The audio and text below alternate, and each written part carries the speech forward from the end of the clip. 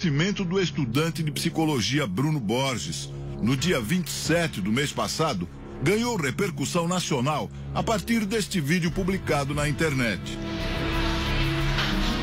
O quarto do rapaz de 24 anos em Rio Branco, no Acre, está totalmente modificado.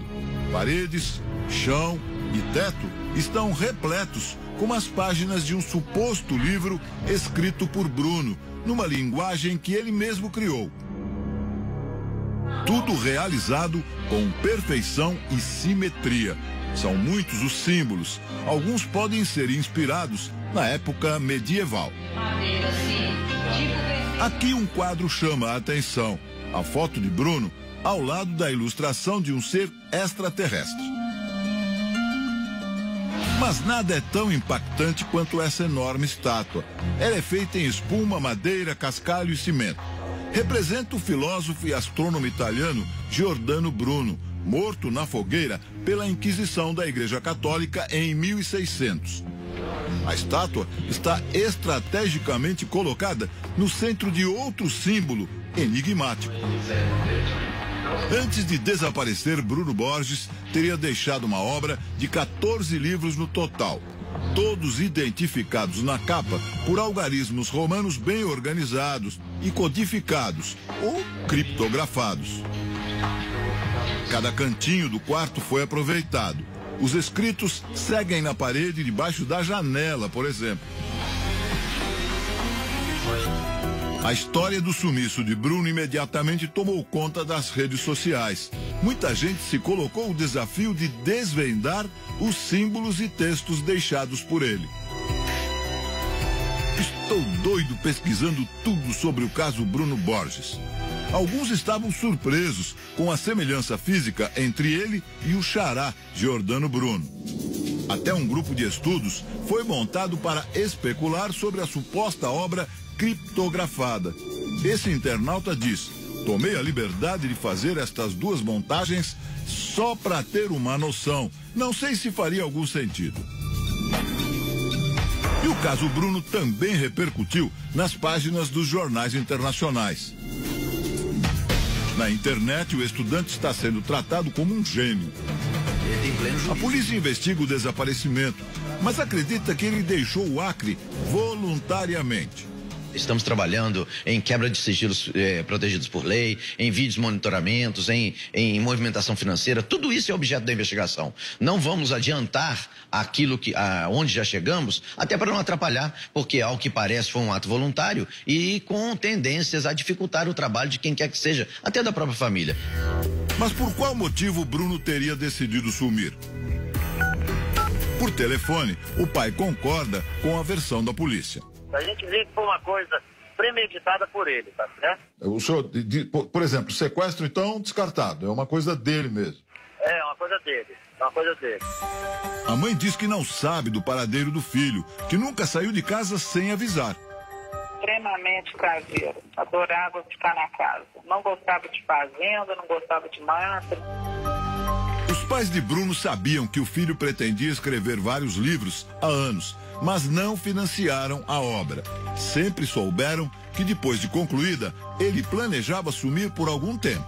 Agora se dizem arrependidos e fazem planos para publicar os textos. Eu e a mãe dele. O pai gravou e divulgou uma mensagem pedindo desculpas ao filho e fazendo um apelo para ele voltar para casa. A gente vai fazer a coisa como você queria, vai trazer você de volta para você assinar a sua obra. Porque se você não assinar ela, eu também não vou assinar, porque não é minha. E só não demora muito, porque tá doendo. Antes mesmo do retorno de Bruno, os livros podem se espalhar pela internet. Logo que receberam o vídeo do quarto, os sócios Igor e Renoir começaram um trabalho para desvendar parte do conteúdo. A primeira pista veio em uma data. Uma coisa chama muita atenção aqui, esses 700. Esses 700 aqui, se você começar a pensar um pouco, você pode achar que isso é uma data. Só que o engraçado é que nesses 700 ele tem CL.O, que pode ser 700 AC ou 700 DC, de antes de Cristo ou depois de Cristo. Eles logo concluíram. A letra L corresponde ao A. A letra O corresponde a C. O desafio estava encaminhado. A adaptação de um teclado ajudou a agilizar a decodificação.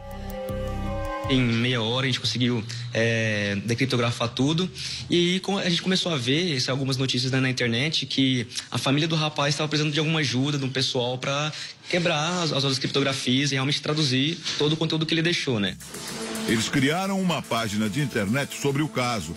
Foram 40 mil acessos em um só dia. Mas o que Bruno Borges dizia no texto codificado? Ele fala muito de filosofia e ele é um cara que tenta entender questão espaço-tempo, questão de o porquê do ser humano estar na Terra, qual que é a obra que ele tem que deixar para todos nós. O trecho já decifrado tem o título de Caminho Difícil. Veja uma pequena amostra do texto. Por milhares de anos, o ser humano vem tentando encontrar respostas para perguntas como: qual o sentido da vida? Até agora não existe resposta para essa pergunta no material já conhecido dos livros de Bruno. Para tentar entender alguns destes enigmas, o Domingo Espetacular convidou 3 especialistas. Marcelo Zóquio trabalha com segurança da informação. Para ele, os códigos criados por Bruno, na verdade, são simples de decifrar.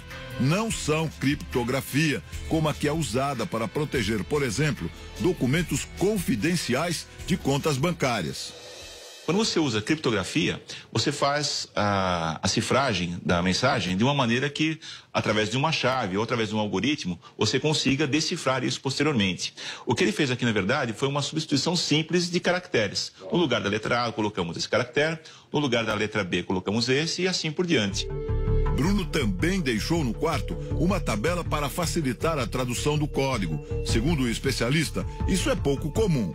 E se você codifica ou criptografa algo, você não tem interesse que a maioria saiba. Só pessoas que você tem interesse que conheçam aquilo, né? O psiquiatra Carlos Henrique dos Santos acha que Bruno pode ter tido um surto psicótico.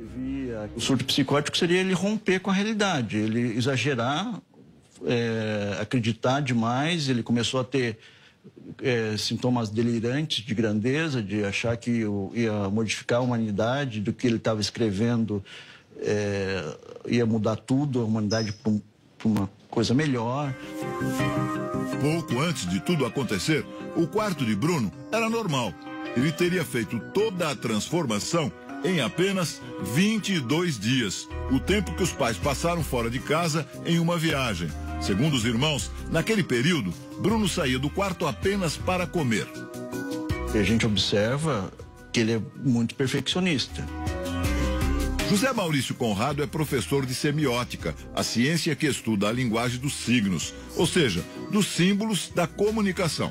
Ele explica que Bruno reuniu vários elementos que remetem a coisas diferentes, sem formar uma unidade. Uma parte ali das pessoas que entraram em contato com isso acabaram imaginando que ele estava, na verdade, falando de ocultismo. Uma outra parte falou, não, ele está falando necessariamente de filosofia. Então, e aí você tem aquela imagem dele junto com uma figura de um ET. E as pessoas já suscitaram, já pensaram em outras coisas. De repente ele foi levado para uma nave espacial, coisas do tipo. Na internet aparecem muitas referências a filmes, como o Código da Vinci, em que um professor enfrenta perigos para desvendar símbolos misteriosos. Ou o filme mais recente, A Chegada, em que uma pesquisadora tenta decifrar a linguagem de seres de outro planeta. Então, de repente, ele também, aí ele se identifica com a estátua do Giordano Bruno e ele cria na cabeça dele essa ideia de que ele está pensando uma teoria que também pode salvar a humanidade. Giordano Bruno foi considerado herege pela Igreja Católica por defender ideias de astronomia que hoje são comprovadas. Por exemplo, que o universo é infinito, que existem outros planetas além da Terra. O filósofo italiano também acreditava que poderia haver vida fora da Terra. Sono stato anche odiato. A estátua de Giordano Bruno, que está no quarto de Bruno Borges, é uma réplica da que fica no Campo dei Fiori, em Roma. Marca o local onde ele foi queimado vivo depois de condenado pela Inquisição.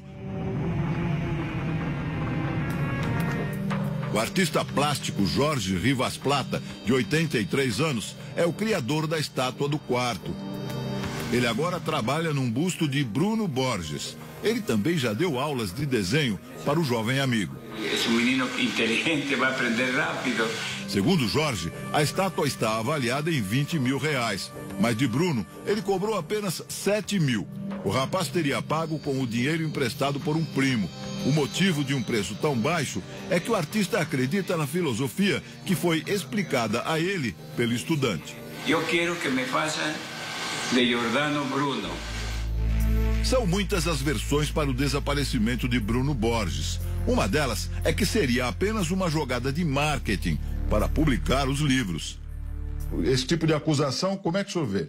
Eu vejo até da seguinte maneira, tomara que seja mesmo um marketing só. Que se for só isso mesmo, para ele vai ser muito bom, que ele vai ter essa obra dele esclarecida, apesar de que é uma pessoa de um coração tão grande que eu tenho certeza que se ele ganhar dinheiro com isso, não vai nada pro bolso dele. E da gente que a gente realmente não precisa disso. Se a filosofia de Bruno Borges tem algum valor, ainda é um mistério. O professor reafirma que, por enquanto, toda a história é um grande show. Se a gente for parar para pensar do ponto de vista da nossa cultura contemporânea, tudo vira espetáculo muito rápido. Então as coisas são espetacularizadas de uma forma muito rápida.